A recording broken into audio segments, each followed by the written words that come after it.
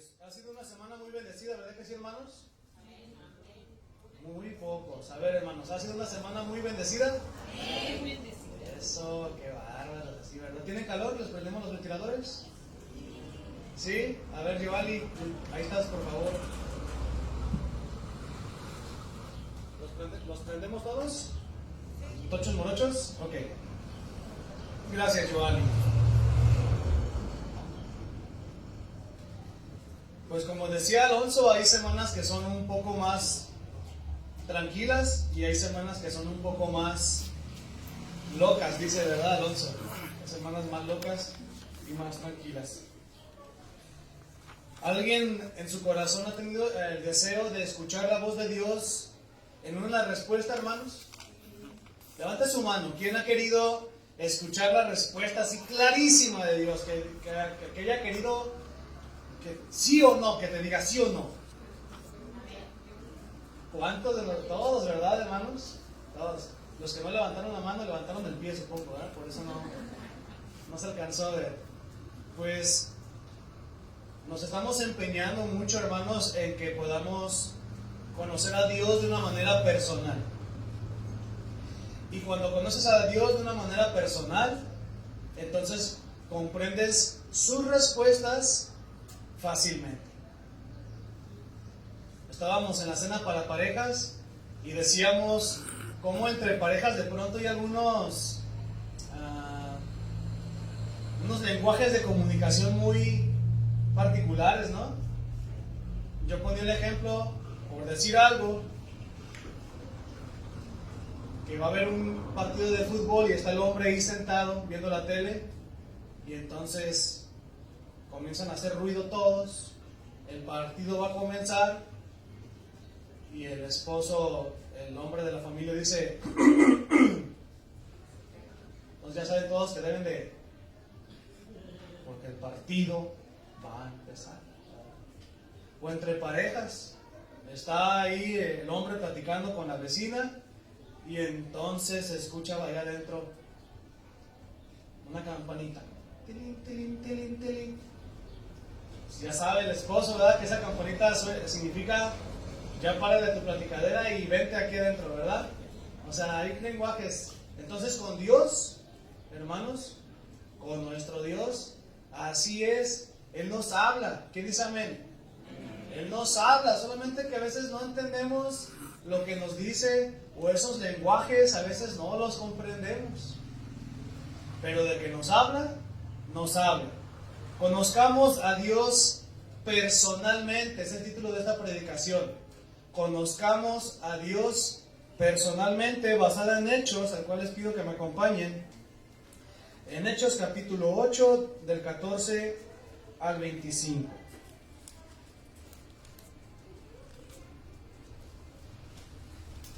Como siempre se los digo, y es algo que no me cansaré de decir, la Biblia necesita ser leída siempre bajo un contexto. No podemos solamente tomar la Biblia y leer lo que querramos y sacar de ella lo que nos conviene. Entonces, para comprender la enseñanza del día de hoy, precisamente el domingo pasado estábamos hablando de Simón y la importancia de contextualizar las escrituras.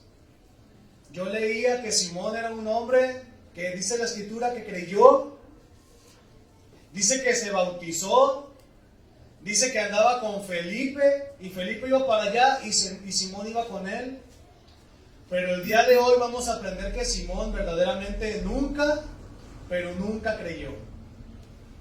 Y es por eso tan importante que aprendamos a leer en las escrituras todo lo que dice arriba, a medias y abajo, que nos cueste un poquito más de trabajo. La semana pasada hablábamos en 2 de Timoteo capítulo 3 versículos 16 al 17, donde dice que toda la escritura es inspirada por Dios y útil para 4 cosas. ¿Quién se acuerda de alguna?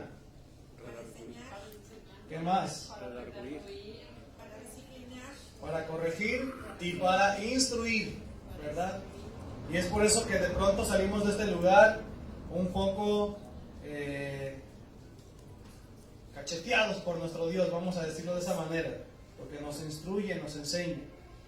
Y la tercera cosa que aprendimos el domingo pasado es de que el bautismo es una prueba contundente de tu convicción ¿por quién? Por Jesús. Conozcamos a Dios personalmente. Vamos a ir al pasaje y leamos Hechos 8 del 14 en adelante.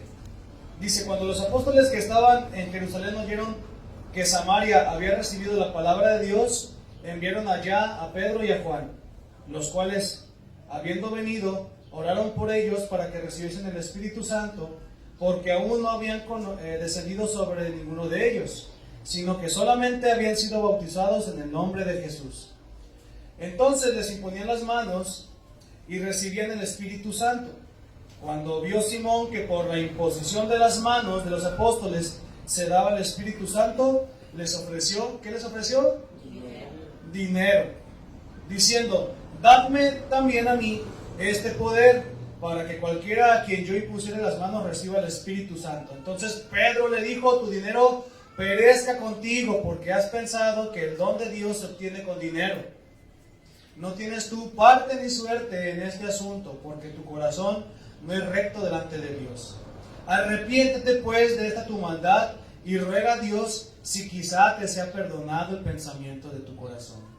Porque en hiel de amargura y en prisión de maldad veo que estás. Respondiendo entonces Simón dijo, rogad vosotros por mí al Señor, para que nada de esto que habéis dicho venga sobre mí. Y ellos, habiendo testificado y hablado la palabra de Dios, se volvieron a Jerusalén y en muchas poblaciones de los samaritanos anunciaron el Evangelio.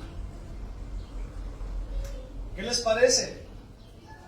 ¿Ya vieron a Simón, el que se bautizó el domingo pasado, por así decirlo? El domingo pasado leímos que se bautizó y creyó, según eso, dice ahí, y andaba con Felipe, con un discípulo. Pero hoy leemos que cuando vio que los apóstoles impusieron sus manos sobre algunas personas, él dijo, ¿cuánto cuesta eso? Y me gustó mucho lo que dijo Alonso ahorita. Dijo Alonso, el sobre tiene dos propósitos. Uno, que deposites tu ofrenda, y también la segunda es que deposites una oración, una petición. Pero fíjense cómo lo dijo bien claro él. No significa, no vayas a pensar que cuesta dinero. No pienses que por ofrendar Dios te va a escuchar más o cosas así. No. Porque el don de Dios, los regalos de Dios son todos gratis. Digan conmigo, gratis. Gratis. Son todos gratis. Qué bonito, ¿verdad? La salvación de Jesucristo, la misericordia, el amor, la bendición familiar, la unidad familiar. Todo lo que Dios nos da es gratis. Entonces tú te vas a encontrar de pronto con iglesias donde te dicen que si quieres el milagro, pases. Y la gente con tantos deseos en su corazón, pasan. Cuando dice la Escritura claramente que el regalo de Dios no se compra con dinero. La iglesia en Jerusalén, mis hermanos, estaba estancada. ¿Ustedes saben cómo huele el agua estancada? El agua estancada apesta. Y aunque es un poco duro, una iglesia estancada, entonces, díganlo, apesta. Una iglesia estancada apesta. Y entonces ya están ahí pensando, viendo si... Yo creo que no apestamos, hermanos. Yo creo que no estamos ni estancados. Y yo creo que vamos adelante cada día. La iglesia en Jerusalén estaba estancada porque en Hechos capítulo 1, versículo 8, acompáñenme a leerlo. Jesús les dijo una cosa muy contundente que tal vez ellos no comprendieron.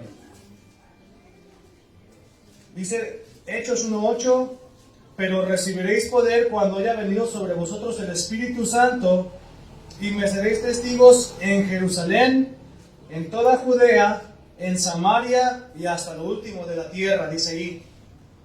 Y la iglesia en Jerusalén no fue ni a Judea, ni a Samaria, ni estaba yendo a predicar la palabra de Dios en toda la tierra. No lo estaban haciendo.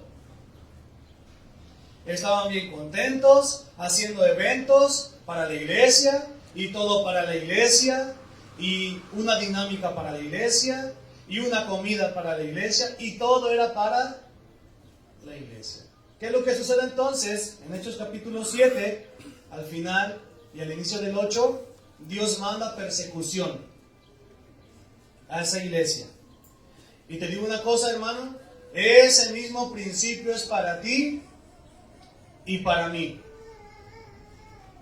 Porque cuando tú dices ser creyente, cuando tú dices ser cristiano, pero nunca lees la Biblia, no asistes a un grupo de estudio de tu iglesia, no oras, te mandan los versículos ahí por el WhatsApp, que es lo que se usa hoy en día, y ni los lees, nada más ponemos las manitas.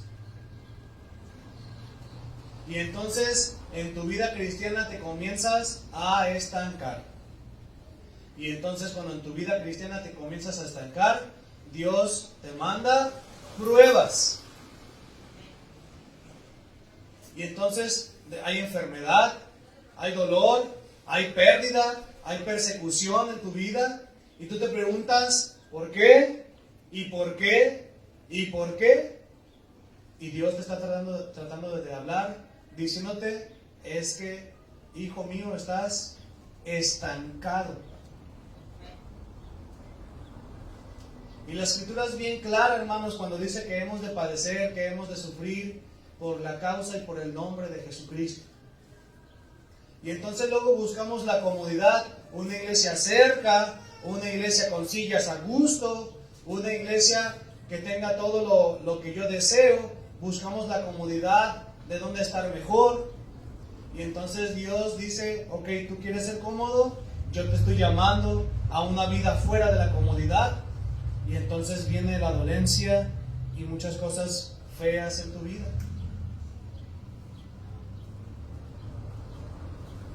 El día de ayer, antier, tuvimos aquí una cena para parejas. Vinieron unas cuantas personas nuevas que no conocíamos. Vinieron varias personas de aquí de entre ustedes. Yo quiero agradecerle a Dios y quiero pedirles a todos ustedes que le demos un aplauso a nuestro Dios, porque la cena para parejas fue todo un éxito. Demos un aplauso a Dios. Y te voy a decir por qué fue un éxito. Porque vinieron personas que no conocíamos. Y vinieron personas que escucharon por primera vez la palabra de Dios. Es más, vinieron personas que se les estaba invite que vinieran. Y yo recuerdo, ¿dónde está Tocayo? Allá está. ¿Hace cuántos años, Tocayo, fuiste tú a la cena para parejas? 2, según yo. Hace 2 años el Tocayo fue una cena para parejas, como la que tuvimos antier. Y hoy el Tocayo está aquí, ya casi se casa, está bautizado, sirve a Dios en su iglesia, y entonces vemos el fruto. Y yo quiero invitar a los hermanos a que sigamos invitando a personas y que tengamos esa buena actitud de compartir el evangelio con más personas. Conozcamos a Dios personalmente. ¿Cuál fue el caso de Felipe? Felipe se encontraba en Jerusalén. Felipe tenía familia en Jerusalén. Y cuando llega la persecución a Jerusalén, Felipe es llevado en su corazón a hablar la palabra de Dios a Samaria. Yo sé que de pronto los invitamos a que inviten personas, a que insistan con la gente, a que le insistas, a que le compartas el evangelio. Y yo sé que tal vez tú digas, es que tú no sabes por lo que estoy pasando. Yo estoy pasando por algo duro. Y yo sé que yo te digo a ti, abre las puertas de tu hogar para que se abra un grupo de estudio bíblico y más gente conozca de la palabra. Y yo sé que tú dices, es que tú no sabes cuál es mi situación. Me duele esto y tengo tal problema con tal persona. Hermanos, Felipe estaba en Jerusalén cuando la iglesia comenzó a ser perseguida y Felipe tuvo que dejar su familia atrás para ir a Samaria a predicar el evangelio. Pero ¿sabes qué pasó en Samaria? Ya lo leímos. Mucha gente creyó y fue bautizada. Y vale muchísimo más el rescate de las almas que la aflicción que hay en tu vida. ¿Estás de acuerdo conmigo? Salvar almas a través de la fe de Jesucristo, salvarlas del infierno, vale muchísimo más que lo que estemos sufriendo y adoleciendo nosotros. Por eso yo te quiero seguir invitando que aunque haya dolor, problemas en tu hogar, mala economía u otro ejemplo, abras las puertas de tu casa, sigas adelante en la vida cristiana, sigas invitando gente, sigas viniendo, porque en medio del sufrimiento de tu vida, Dios te bendice y Dios te reconforta en tu corazón. Y puedes saber que Dios es un Dios personal. Necesitamos comprender que Felipe fue a predicar el evangelio a Samaria, pero tú sabes la enemistad que había entre los israelitas y los judíos y los samaritanos. Una enemistad muy grande, hermano. Se llevaban de perro, así se decían. Así se decían entre ellos mismos. Y entonces estaba hablando dos samaritanos de un judío y se referían al judío como un perro. Y aún así, con todo el dolor de su corazón, Felipe, con la pérdida de su familia, va a Samaria y le predica el evangelio a esos que le llamaban perro. Así que si a ti en tu familia te hacen el fuchi, te sacan la lengua, te juzgan por ser cristiano, solamente recuerda a Felipe. Y entonces es un ejemplo para que tú sigas adelante predicando la palabra de Dios. Vamos a Romanos capítulo 8. Romanos capítulo 8, versículos 12 al 17. Si estabas en Hechos, solamente dale al libro siguiente. Romanos 8, 12 al 17 dice de la siguiente manera: porque si vivimos conforme a la carne, moriréis. Mas si por el Espíritu hacéis morir las obras de la carne, viviréis. Porque todos los que son guiados por el Espíritu de Dios, estos son hijos de Dios. Pues no habéis recibido el espíritu de esclavitud para estar otra vez en temor, sino que habéis recibido el espíritu de adopción, por el cual clamamos. ¿Cómo clamamos? Abba Padre. Abba Padre. Versículo 16, fundamental. El Espíritu mismo da testimonio a nuestro espíritu de que somos hijos de Dios. Y si hijos, también herederos. Herederos de Dios y coherederos con Cristo, si es que padecemos juntamente con Él, para que juntamente con Él seamos glorificados. Versículo número 16, importante. El Espíritu mismo da testimonio a nuestro espíritu de que somos hijos. ¿Alguna vez te has encontrado caminando mal en tu vida y ha llegado la duda de si verdaderamente eres creyente o no? Lo que estoy haciendo, dices tú, dentro de ti, de a tiro está mal. ¿Te ha pasado? Y entonces lees las escrituras, escuchas una predicación o alguien habla contigo y dices, ok, sí soy hijo de Dios. No tengo que dudar, aunque la estoy regando, no tengo que dudar.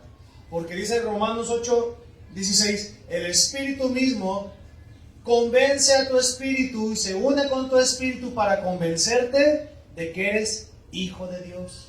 Versículo 17. Y si hijos, también herederos. ¿Quién dice amén? Amén. Si somos hijos, también somos herederos. ¿Dónde tiene Dios su casa? En el cielo.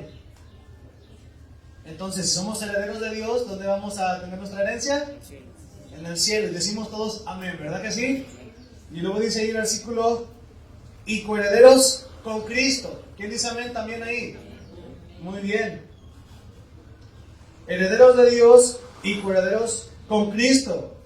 Y yo quiero que vuelvan a decir amén aquí, porque dice, si es que padecemos juntamente con Él. Entonces, ¿queremos la herencia? ¿Queremos tener una heredad en el cielo? Entonces hemos de sufrir junto con Jesucristo. Y ya muchos hicieron cara de, pues yo quiero la herencia, pero no quiero sufrir. Y la escritura es clara, hermano. ¿Quieres la herencia? Necesitas sufrir por la causa de Jesús. Conocer a Dios, hermanos, no es algo emocional, que salgas de este lugar y digas, ok, esta semana voy a empezar con los devocionales. Esta semana voy a hacer oración todos los días. Pero llega el miércoles y se acabó la emoción. Seguir a Jesucristo es algo meramente espiritual. Y un espíritu, como una planta, se cultiva, se riega, se poda, se le quita la plaga. Así es el espíritu. ¿Dónde están los varones padres aquí presentes? Levanten su mano. Los varones padres. Alto, que se vea su mano. ¿Qué padre no desea ser conocido por sus hijos, de los que levantaron la mano? ¿No quieres que tus hijos te conozcan? Luego hay muchos problemas y entonces a veces hay problemas en el hogar porque no se conocen mutuamente y entonces el padre tiene la responsabilidad de darse a conocer al hijo para que cuando llegue el padre a su hogar los hijos digan, ya llegó mi papá, y vayan y le den un abrazo. ¿No les gusta eso, varones? ¿No les gusta eso? No los veo convencidos. Así es con nuestro Dios. Dios es nuestro Padre Celestial y Él quiere que lo conozcamos a Él. Él se da a conocer. En la cena para parejas platicábamos que Dios tiene planes de índole divinos para tu familia. Y yo quiero que comprendas que esto es para todos, para el soltero, para el casado, para el divorciado, para la divorciada, para el joven, para el niño, para el adolescente. Dios tiene planes divinos para ti. ¿A alguien le da gusto? Dios te tiene en sus planes. Y son planes que ni siquiera son de aquí de la tierra, son planes divinos. Pero para conocer los planes divinos que Dios tiene para nosotros, hemos de conocerlo a Él de manera personal, hermano. Nuestras vidas están con un propósito de parte de Dios, más allá de solamente dormir, amanecer, reproducirnos, trabajar y volver a dormir, hermano. Dios tiene planes divinos para tu vida. Planes eternos y hermosos. Pero necesitas conocer a Dios personalmente. Vamos ahí a Hechos 8, versículos 14 al 17.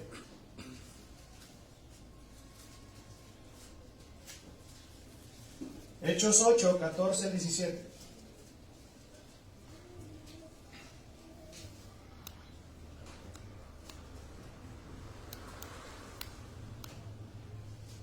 Doy lectura. Cuando los apóstoles que estaban en Jerusalén oyeron que Samaria había recibido la palabra de Dios, enviaron allá a Pedro y a Juan, los cuales, habiendo venido, oraron por ellos para que recibiesen el Espíritu Santo, porque aún no habían descendido sobre ninguno de ellos, sino que solamente habían sido bautizados en el nombre de Jesús. Entonces, dice el versículo 17, les imponían las manos y recibían el Espíritu Santo.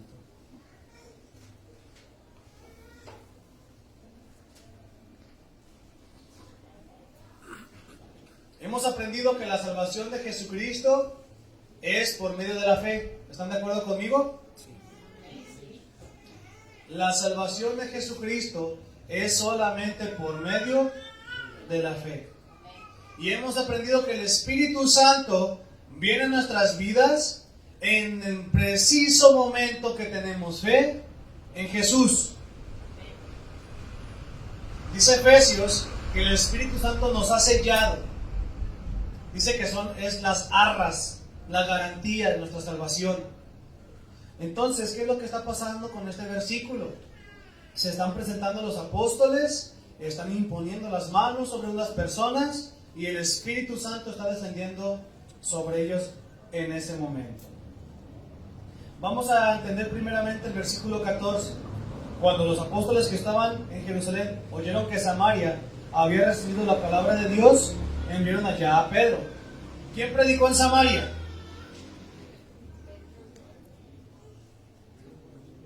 Felipe, gracias. Felipe. Y cuando los apóstoles, los discípulos directos de Jesucristo, escuchan que en Samaria la gente estaba conociendo de la palabra de Dios, ellos van. Esto es un principio bíblico, hermano.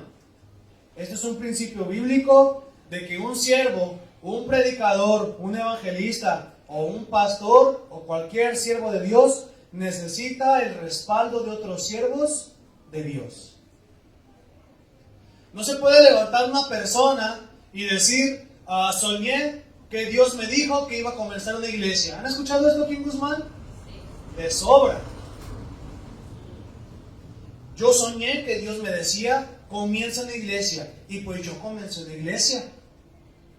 El principio bíblico enseña que todo siervo que va a comenzar con una obra de Dios necesita el respaldo de otros siervos que estén bien fortalecidos y bien fundamentados en la palabra. Así que si alguien te invita a una iglesia donde el pastor o la pastora dice que soñó que Dios le decía que fuera a esa iglesia, yo te aconsejo que salgas de ahí. Y si conoces a alguien que está yendo, dile, sal y te invito a Carmen Cerdán número 106, Iglesia Bíblica de Ciudad Guzmán. Su servidor tiene todo el respaldo de la Iglesia Bíblica en La Roca, que a su vez es una red de iglesias muy grande en Guadalajara, que a su vez está apoyada por una misión bíblica desde Estados Unidos. No se nos ocurrió nada más venir aquí. Estamos siendo respaldados primeramente por nuestro Dios y segundo por un gran equipo de iglesias que oran por nosotros. El versículo 15 llama la atención, los cuales habiendo venido oraron por ellos para que recibiesen el Espíritu Santo, porque aún no había descendido sobre ninguno de ellos, sino que solamente habían sido bautizados en el nombre de Jesús. Entonces les imponían las manos y recibían el Espíritu Santo. Te voy a explicar y toma nota, por favor, porque esto es muy importante. Ya te había explicado que la imposición de manos es un acto de compañerismo para que tú le digas a alguien, yo estoy contigo. Y si ahorita viene alguien y dice, yo tengo un problema de salud, yo te voy a poner mi mano en tu hombro y no vas a recibir el Espíritu Santo, te lo advierto. Ni vas a recibir sanidad, ni se te van a solucionar los problemas. Al contrario, quién sabe, hasta más problemas te dejo yo, ¿te crees? La imposición de manos es para que tú sepas que alguien te está acompañando. Así que si alguna vez sabes de una iglesia donde imponen las manos diciendo que transmiten el Espíritu Santo, yo te aconsejo que no te acerques mucho ahí. Y te voy a poner la mano para que seas saludable. Y te voy a imponer la mano para que tus finanzas se acomoden. Y te voy a imponer la mano para que en tu familia haya salud en toda tu casa. ¿Has escuchado de eso? ¿Por qué los apóstoles impusieron sus manos entonces aquí? Número 1, para reafirmar que Felipe era un siervo de Dios y que era compañero de ellos. Felipe no había llegado a Samaria por su propia cuenta. Felipe había ido como un diácono, recuerden Hechos capítulo 6, elegido por la iglesia de Jerusalén, y Felipe fue como un diácono a predicar la palabra de Dios. Así que cuando los apóstoles imponen las manos sobre de él, le están diciendo a toda la gente: Felipe tiene buena doctrina, es siervo de Jesucristo, síganlo y háganle caso en lo que les enseñe en cuanto a las escrituras. El día que mi esposa y su servidor salimos de la iglesia bíblica en La Roca, se acercó mi pastor, se acercaron todos los diáconos, impusieron sus manos sobre nosotros y nos enviaron aquí a Ciudad Guzmán a comenzar la obra. Porque significa, como segunda cosa, como ya te había dicho, un acto de compañerismo. Y número 3, en el contexto bíblico de Hechos, cada que se imponen las manos a una persona en Hechos, es porque se está abriendo el evangelio, se está predicando a un nuevo grupo de personas. Si tú te fijas, en Jerusalén no había imposición de manos en esa iglesia para que recibiesen el Espíritu Santo. Pero en Samaria se abre un nuevo grupo, una nueva región de gente que va a comenzar a aprender de la palabra de Dios, y es por eso que se imponen las manos. Si yo ahorita fuera y me subiera allá a los cerros que están allá al fondo de la ciudad y me fuera adentro, salgo, si atravieso ese montón de cerros, ¿dónde salgo? ¿A Michoacán? Sí, ¿verdad? Y si me voy al puro centro de ahí, de los montes, y me encuentro con un siervo que quiere aprender, y entonces yo me tengo que regresar para acá, para Ciudad Guzmán, antes de yo irme de ahí, ¿yo qué tengo que hacer con él? Imponerle las manos para que él sepa que está acompañado, para que él sepa que la gente de alrededor, que está siendo acompañado y sustentado por gente que tiene la enseñanza de Jesús, y porque se está abriendo un nuevo grupo en un lugar donde no se conocía la palabra de Dios. Vamos a los versículos 18 al 23. Cuando vio Simón que por la imposición de las manos de los apóstoles se daba el Espíritu Santo, les ofreció dinero, diciendo: dadme también a mí este poder, para que cualquiera que yo impusiera las manos reciba el Espíritu Santo. Entonces Pedro le dijo: tu dinero perezca contigo, porque has pensado que el don de Dios se obtiene con dinero. No tienes tú parte ni suerte en este asunto, porque tu corazón no es recto delante de Dios. Arrepiéntete pues de esta tu maldad y ruega a Dios si quizá te sea perdonado el pensamiento de tu corazón. Porque en hiel de amargura y en prisión de maldad veo que estás. Versículo 19 dice que Simón dice: denme ese poder para yo compartir el Espíritu Santo. Y entonces tú puedes ser engañado, hermano. Tú puedes ser engañado por falsos maestros, como dice la Escritura, por falsos profetas, por falsos pastores, donde te dicen que todo es bien, que tienen buenas intenciones contigo, pero después te das cuenta que de plano no es así.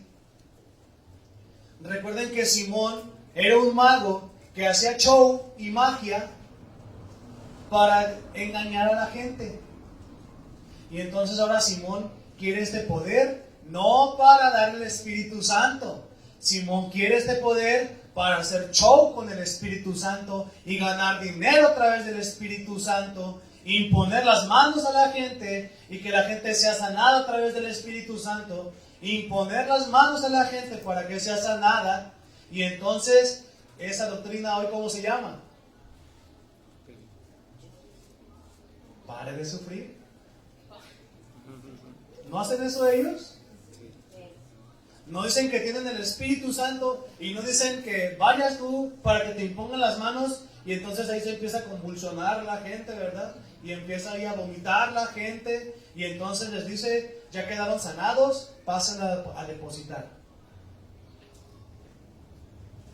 Hermanos, las doctrinas de la prosperidad y del pare de sufrir no son de hoy, ni hace 10 años. Son desde los tiempos de la iglesia primitiva de Jerusalén. Y entonces Simón el mago dijo: bueno, pues yo quiero ese poder para transmitirle a la gente de alguna manera algo y entonces yo tener remuneración económica para mí.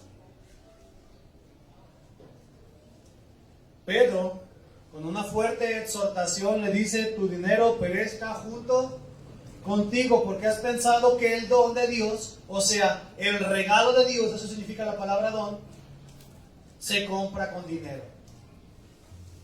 Versículos 21 al 22 contienen 4 exhortaciones muy contundentes.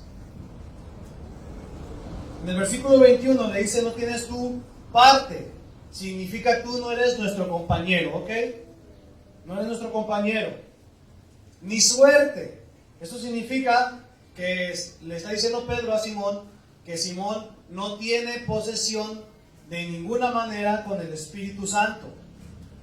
Después le dice: no tienes tu parte ni suerte en este asunto.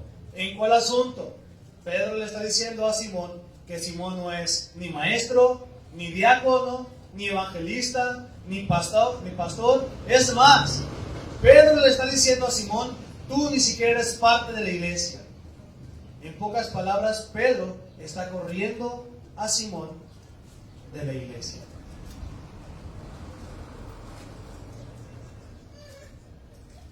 Versículo 23. Porque en hiel de amargura y en prisión de maldad veo que estás. Acompáñame a 1 de Corintios, capítulo 12. Si estás en Hechos, ve hacia adelante un poquito, después de Romanos. 1 de Corintios, capítulo 12, versículos 7 al 10. Vamos a hablar un poquito de los dones espirituales.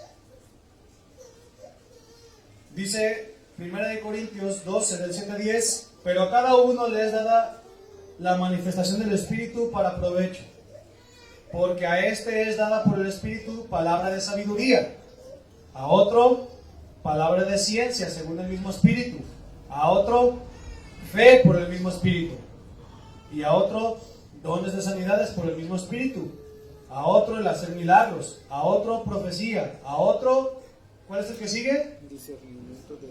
Discernimiento de espíritus, a otro diversos géneros de lenguas y otro interpretación de lenguas.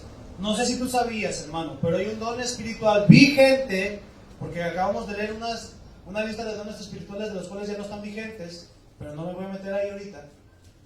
Un don espiritual vigente, o sea, activo en este momento en las iglesias a través del Espíritu Santo, que se llama discernimiento de espíritus. Y esto no significa que si en tu casa se mueve algo, tú vas a decir que es un espíritu. No significa eso. No significa que si soñaste con algo muy feo, tú vas a ser quien interprete el sueño. No significa eso. Ni siquiera significa, hermano, que si alguien llega a decirte que se le subió el muerto, como decimos, ¿verdad?, muy constantemente, ni siquiera significa que tú le vas a explicar qué muerto se le subió.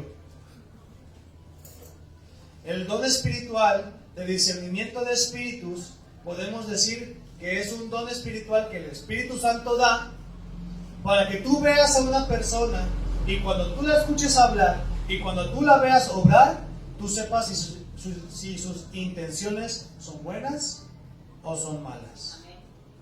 No significa nada de que si el espíritu chocarrero que se movió, ¿verdad?, ahí algo y que vi una sombra. No significa nada de eso, hermano. El discernimiento de espíritus es que tú ves una persona que habla y que actúa y tú comprendes bien cuáles son sus intenciones.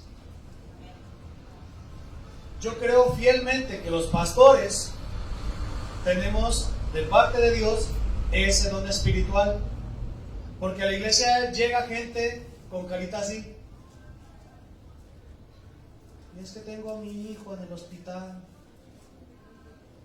ayúdenme. Entonces el que es misericordioso dice: ay, pobre persona. Pero el que tiene discernimiento de espíritu le pregunta: ¿y en cuál hospital? ¿En cuál cama? ¿Desde cuándo? ¿Qué medicamentos necesita? Y más allá de cosas físicas o materiales, El discernimiento espiritual es algo que Dios te da para saber si la persona te está diciendo la verdad, de alguna manera o no. Y ya las mamás están diciendo, pues todas las mamás tenemos el don de verdad, ya están diciendo las mamás. Esa es otra cosa muy diferente. Entonces Pedro ve a Simón, que Simón le dice, dame el Espíritu Santo para yo también compartirlo con la gente. Y en automático Pedro, con el don del discernimiento de espíritus, le dice, no, tú no quieres este don para ayudar a la gente, tú quieres este don para tener dinero para ti. Te digo que estás en hiel de amargura y en prisión de maldad. Termino con lo siguiente, hermano. Versículo número, vamos allá a Hechos capítulo 8.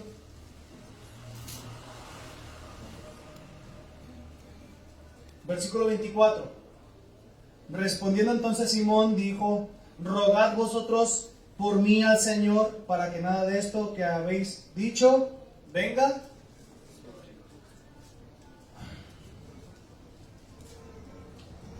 Este hombre, hermanos, ya había creído, según. Este hombre, hermanos, se le ha bautizado. ¿Sí están conmigo?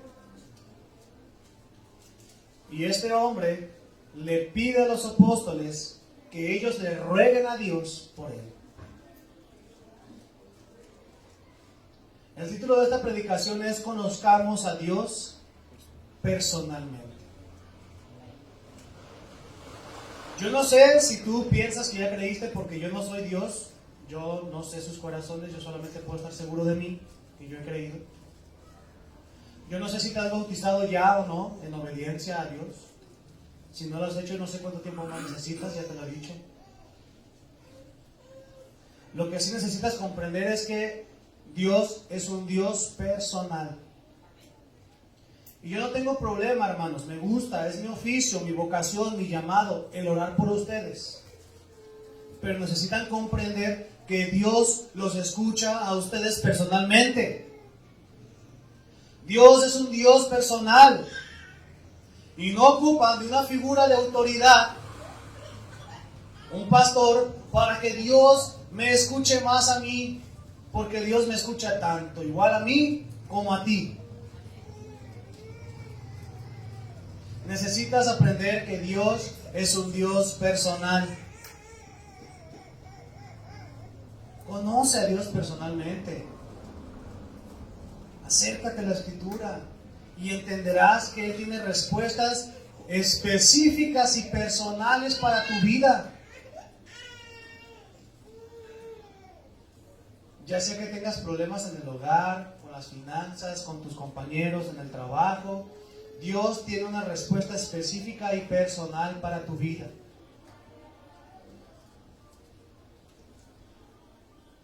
Simón no entendió que Dios es un Dios personal. ¿Y tu hermano? ¿Ya lo entendiste? Levante su mano, por favor. Quiero saber quién ya entendió que Dios es un Dios personal.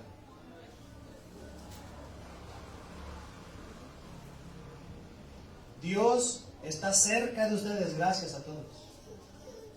Dios los escucha a ustedes, al igual que a mí, Yo no soy superior a ustedes, hermanos. ¿Están de acuerdo? Somos iguales delante de Dios. Conozcan a Dios personalmente.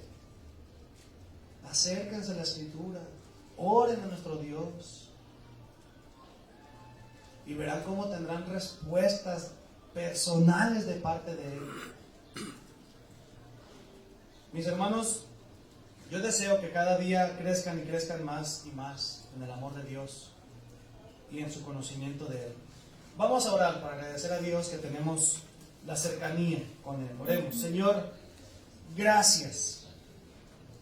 Su palabra dice que sus oídos están atentos a nuestras súplicas.